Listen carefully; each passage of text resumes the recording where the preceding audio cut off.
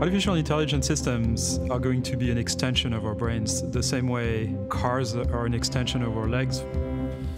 Well, Facebook has always been pretty bold about just how much artificial intelligence is actively organizing our lives. Machine brains are deciding who you see in your feed, which friends you should connect with, what you might want to spend your hard-earned cash on, even what world news you should know about. And yet, when was the last time you questioned that intelligence? Because if machines can have human-like intelligence, they can also have human-like flaws, which might become a problem as we allow machines to decide more and more things on our behalf. CBC technology reporter Matthew Braga explains. Today, you can find artificial intelligence in your phone, correcting your spelling, answering your questions, and showing you the best way to get to work.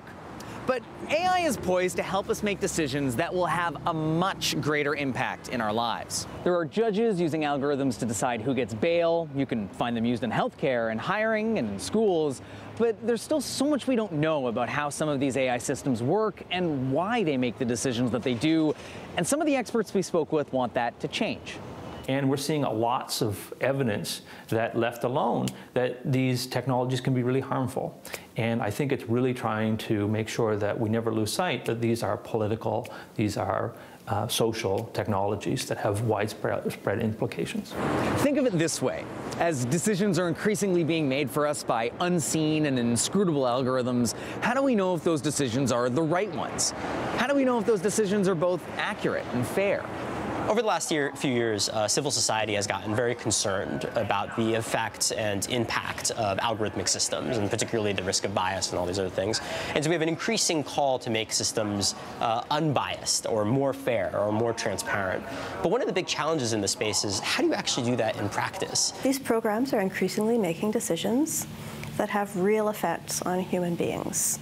If a machine is saying whether or not you get bail, if it says no, you go to jail. If that decision is made by a machine, we need to be profoundly careful to make sure that we can stand by the decisions they're making. Police, for example, in some places have been collecting and analyzing massive amounts of data in an attempt to anticipate future crimes. It's an emerging field called predictive policing and a focus of Brendan McPhail's privacy and surveillance research. So you're going to have more data about young black men, or Indigenous people, or homeless people, or the mentally ill, because those are the people that have the most contact with police. If that historical data is used to form the basis on a predictive policing system, then all of the sort of systemic kinds of bias that were built into the data bank are also going to be coming out the other end in the sort of predictions that the system can make. If there's such a risk of getting this wrong, what do people think we can gain by getting it right? Well, chances are I'm currently surrounded by people who have encountered some form of human bias when applying for a job. But at the recruitment startup Ideal, head scientist Gia Min believes that companies can use AI not only to help them pick better candidates, but be better at picking candidates as well.